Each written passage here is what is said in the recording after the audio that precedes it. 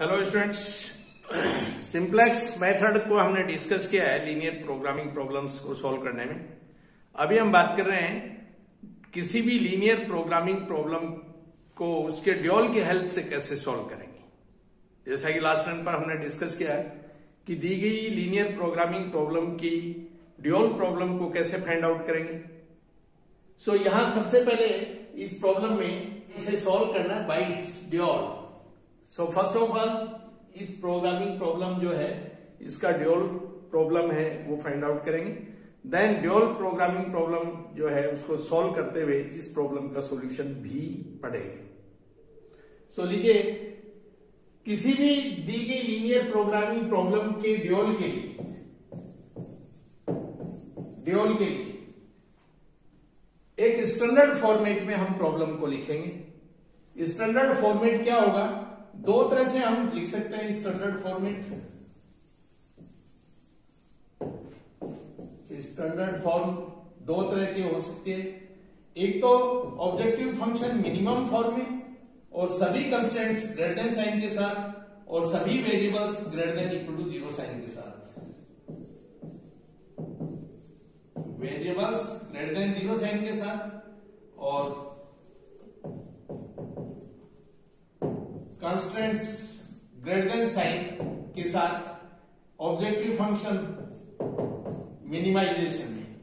दूसरा है objective function maximisation की फॉर्म में, कंस्टेंट्स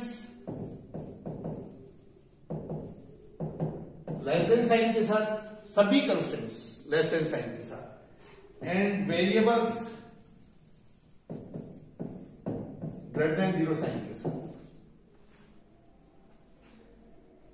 हमारे केस में ऑब्जेक्टिव फंक्शन मिनिमाइजेशन की फॉर्म में है, सभी कंस्टेंट्स ग्रेटर देन साइन के साथ हैं और सभी वेरिएबल्स ग्रेटर देन 0 साइन के साथ हैं। इस फॉर्मेट में मैं आपको क्लियर करूं,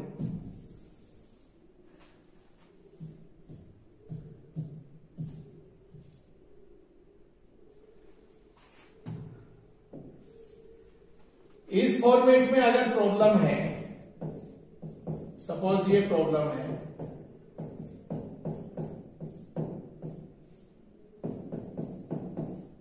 ध्यान दें सभी कंस्टेंट्स ग्रेटर देन साइन के साथ ऑब्जेक्टिव फंक्शन मिनिमाइजेशन के फॉर्म में, सभी वेरिएबल्स ग्रेटर देन 0 साइन के साथ। जबकि इस फॉर्मेट में जैसा कि मैंने कहा ऑब्जेक्टिव फंक्शन मैक्सिमाइजेशन में सभी कंस्टेंट्स लेस देन साइन के साथ और सभी वेरिएबल्स ग्रेटर देन 0 साइन के साथ।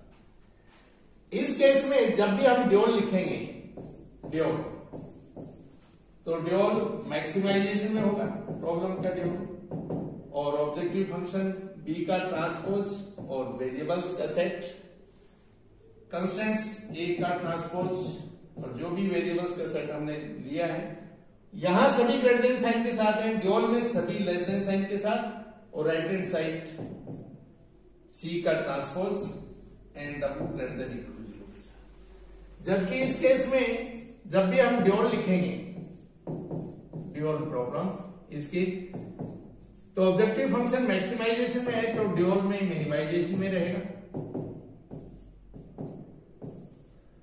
और सभी कंस्टेंट्स यहां जब लेस देन साइन के साथ है ड्यूल में ग्रेटर देन साइन के साथ रहेंगे और राइट हैंड साइड सी का transpose and W greater then.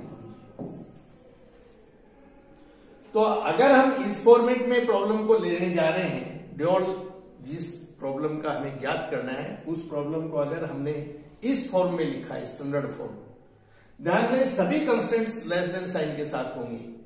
ऐसे में राइट हैंड साइड अगर किसी कंस्टेंट की नेगेटिव होती है तो हो जाने दें, सभी को लेस देन साइन के साथ लिखेंगे। इवन अगर इक्वेशन फॉर्म में अगर कोई कंस्टेंट है तो जैसा मैंने बताया था उस इक्वेशन फॉर्म में जो भी कंस्टेंट है उसकी जगह दो कंस्टेंट लिखेंगे, जिसमें एक लेस देन साइन के साथ और एक ग्रेटर देन साइन के साथ। और अगेन जब हम सभी को लेस देन साइन के साथ लिखेंगे तो जो ग्रेटर देन साइन के साथ है उसे भी चेंज करेंगे, माइनस साइन से मल्टीप्लाई करते।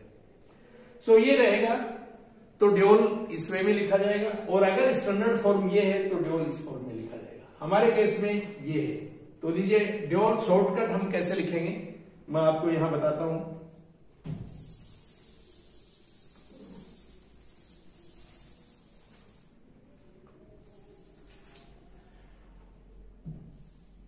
ड्यूल लिखने के लिए ध्यान दें ये स्टैंडर्ड फॉर्म में है, सो ड्यूल में ऑब्जेक्टिव फंक्शन मैक्सिमाइजेशन में रहेगा। हिंट दे रहा हूं, D for dual. Right hand side का ट्रांसपोज, सो 7 5, अभी ये 7 5 के रूप में राइट हैंड साइड एक मैट्रिक्स, और ये मैंने इसका ट्रांसपोज, और वेरिएबल्स, वेरिएबल कुल कितने रहेंगे? यहां प्राइमल प्रॉब्लम में 2 कंस्ट्रेंट है, तो ड्यूल में 2 वेरिएबल होंगे। अगर यहां पर 3 कंस्ट्रेंट होते तो 3 वेरिएबल रहेंगे। सो यहां variable 2 variable, suppose W1 and W2, and subject to restriction constraints A 1 4 2 3, 1 4 2 3, ये मैट्रिक्स A वेरिएबल्स की कोएफिशिएंट मैट्रिक्स, इसका transpose, so 1 4 2 3, variables W1 W2, and सभी कंस्ट्रेंट्स लेस देन साइन के साथ। और यहां पर कॉस्ट मैट्रिक्स जो है 6 12 के रूप में मैट्रिक्स के नोटेशन में है, इसका transpose 6 12, and W1 W2 greater than equal to,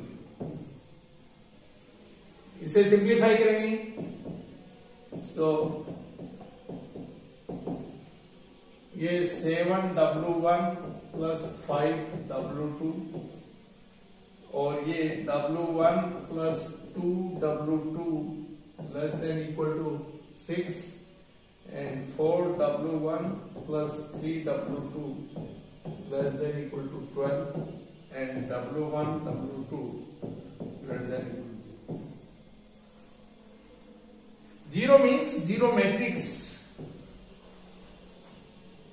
so W1 greater than equal to 0, W2 greater than equal to 0, ये मल्टीप्लाई करेंगे मैट्रिक्स मल्टीप्लीकेशन से, 1 into W1 plus 2 into W2, and second row रहेगी 4 into W1 plus 3 into W2, then compare करेंगे।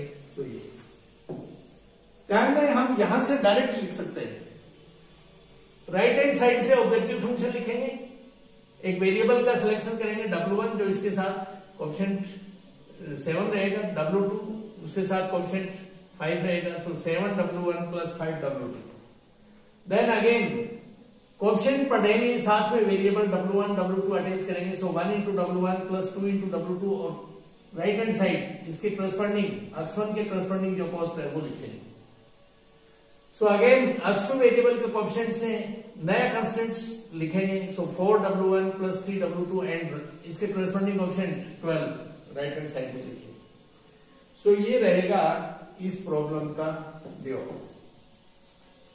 और again एक linear programming problem, जिसे हम इस प्रॉब्लम की बोलेंगे ड्यूल प्रोग्रामिंग प्रॉब्लम, और सिंपली ड्यूल। लीजिए इसे सिंपलेक्स मेथड से सॉल्व करेंगे, इसका सॉल्यूशन तो उससे पढ़ेंगे। हम दी गई प्रॉब्लम अर्थात x1 x2 की वैल्यूज भी हम पढ़ेंगे सिंपलेक्स मेथड से। सो सॉल्व करने का क्या तरीका रहेगा?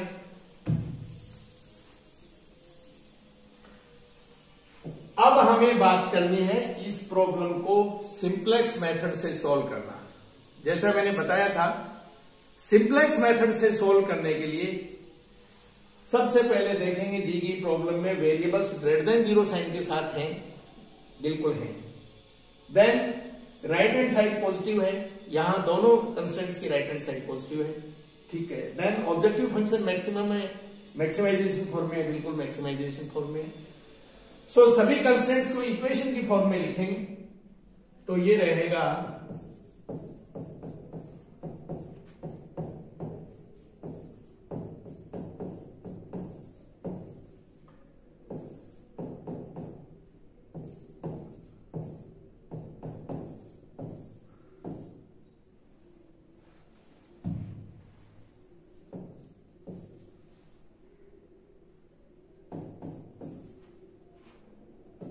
Four W1 plus 3 W2 plus W4 equal to 12 W1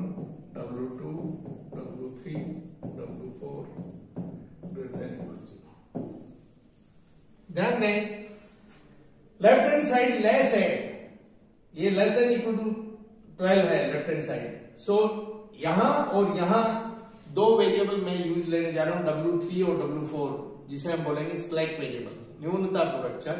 और दो variable W3 and W4 which are greater than equal to 0 है, इनके हेल्प से इनको इक्वेशन में कन्वर्ट कर दिया और इनकी कॉस्ट ऑब्जेक्टिव फंक्शन में 0 रखेंगे। इस वे में हमने प्रॉब्लम को चेंज नहीं किया है, जस्ट मॉडिफाई किया है। ध्यान दें, W3 greater than equal to 0 अगर हम यहां से हटाएंगे तो स्पष्ट एक पॉजिटिव क्वांटिटी हटेगी तो ये लेस हो जाएगा, और अगर पहले से ही ये इक्वल है 6 तो W3 इक्वल टू 0 कंसिडर करते हुए हटाएं, सेम रहेगा। सो हमने प्रॉब्लम को मॉडिफाई किया है, चेंज नहीं किया है, इसलिए ऑब्जेक्टिव फंक्शन में भी हमने इनकी कॉस्ट 0 रखी है। नेक्स्ट, अब हमारे पास दो कंस्टेंट और 4 वेरिएबल हैं। प्रॉब्लम को हम सॉल्व करने जा रहे हैं। सो दो बेसिक वेरिएबल का सिलेक्शन करेंगे और बेसिक वेरिएबल उन्हें लेंगे जिनके कोएफिशिएंट कॉलम यूनिट मैट्रिक्स बना रहे हैं। यहां W3 का कोएफिशिएंट कॉलम 1 0 ये, और W4 का कोएफिशिएंट 0 1 यूनिट मैट्रिक्स बना रहे हैं। सो W3 और W4 दो बेसिक वेरिएबल होंगे और रिमेनिंग W1 और W2 वेरिएबल है, ये नॉन बेसिक वेरिएबल रहेंगे। सो फर्स्ट सिंप्लेक्स टेबल में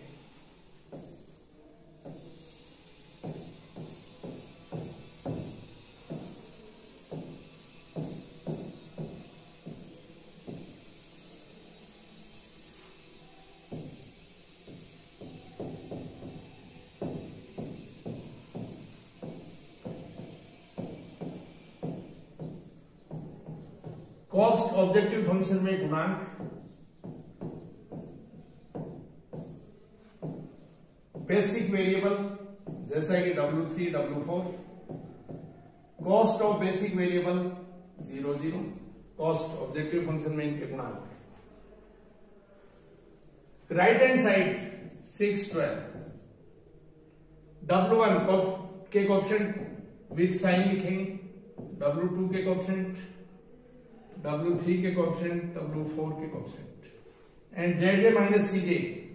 यहां चेक कर सकते हैं W3 और W4 हमने बेसिक वेरिएबल लिया है, क्या यहां जो हमने लिखा है सही लिखा है? तो ध्यान दें, W3 W4 बेसिक वेरिएबल है, रिमेनिंग नॉन बेसिक वेरिएबल है, अर्थात 0 लेवल पर है। सो 0 वैल्यू असाइन करेंगे W1 और W2 को, तो यहां से W3 की वैल्यू 6, और इसी तरह से यहां से W4 की वैल्यू 12, ये W3 की वैल्यू 6, W4 की वैल्यू 12। फर्स्ट के करस्पॉन्डिंग W3 है, सेकंड के करस्पॉन्डिंग W4 है। सो ये फर्स्ट कंस्टेंट में जो भी कोएफिशिएंट्स हैं, ये सेकंड कंस्टेंट में कोएफिशिएंट्स है। दीजिए ZJ माइनस CJ कैलकुलेट करेंगे। सो इस कॉलम की एंट्रीज करस्पॉन्डिंग को मल्टीप्लाई करते हुए ऐड करेंगे और माइनस CJ, सो -7 -5 0। यहां देख सकते हैं all ZJ minus CJ greater than equal to 0 नहीं है, all are not greater than equal to 0। So solution optimum नहीं है। सो फर्दर ऑप्टिमम सॉल्यूशन के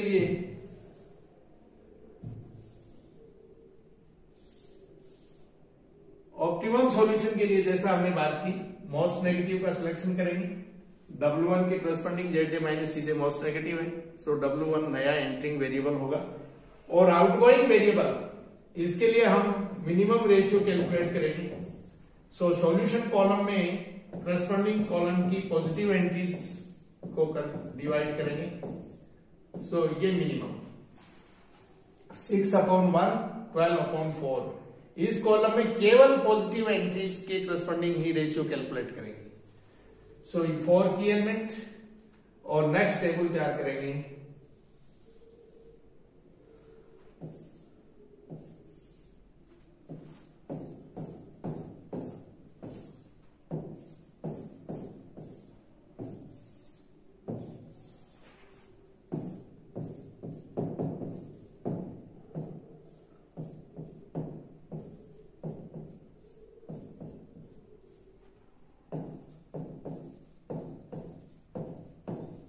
कॉस्ट। सो नेक्स्ट टेबल में W4 की जगह W1, W1 की cost, W3 as it is. की एलिमेंट को 1 करने के लिए पूरी रो को 4 से डिवाइड करेंगे। सो 3 1 3/4 0 1/4। नेक्स्ट इसे 1/4 से डिवाइड करते हुए इसमें सब्ट्रैक्ट करेंगे। ध्यान दें की एलिमेंट को 1 करेंगे, सो पूरी रो में ऑपरेशन इस वे में लगाएंगे कि ये 1 हो, अर्थात 1/4 से मल्टीप्लाई करेंगे। देन की एलिमेंट के हेल्प से इस कॉलम की बाकी एंट्रीज को 0 करेंगे। सो 1 को 0 करेंगे 4 के हेल्प से। सो पहले 1/4 से मल्टीप्लाई करेंगे देन 0, लेकिन ऑपरेशन रो वाइज होगा, अर्थात पूरी रो को 1/4 से मल्टीप्लाई करके करस्पॉन्डिंग एलिमेंट्स में सब्ट्रैक्ट करेंगे। सो 4 से डिवाइड करेंगे, सब्ट्रैक्ट करेंगे, 4 से डिवाइड करेंगे, सब्ट्रैक्ट करेंगे, 4 से डिवाइड करेंगे, सब्ट्रैक्ट करेंगे। सो 2 - 3/4 5/4 and 1 and -1/4। Again ZJ minus CJ calculate करेंगे। सो W3 ये 0 और ये 21/4, सो 1/4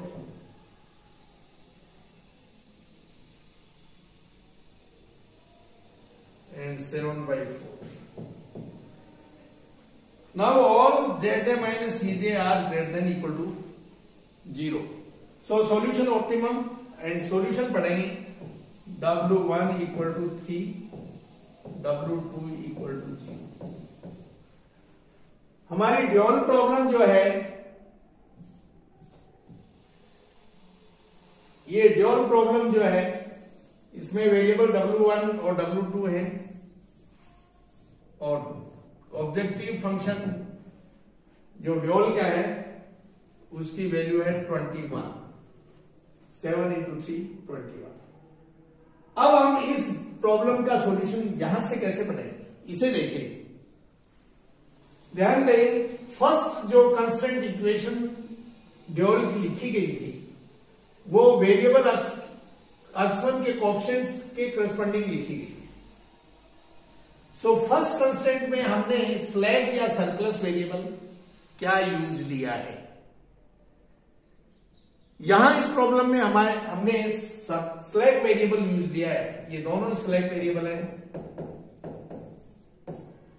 अगर ये ग्रेटर देन साइन के साथ होती तो यहां सरप्लस वेरिएबल यूज लेते।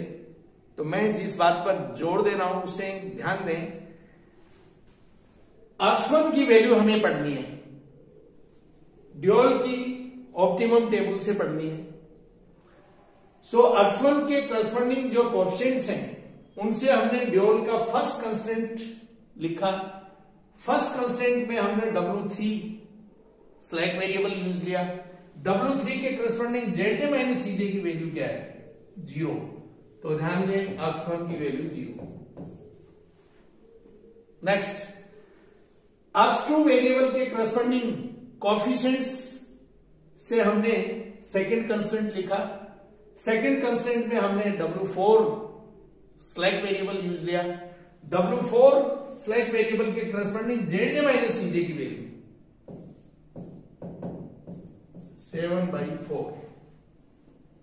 ZJ माइनस CJ की वैल्यू पढ़ेंगे।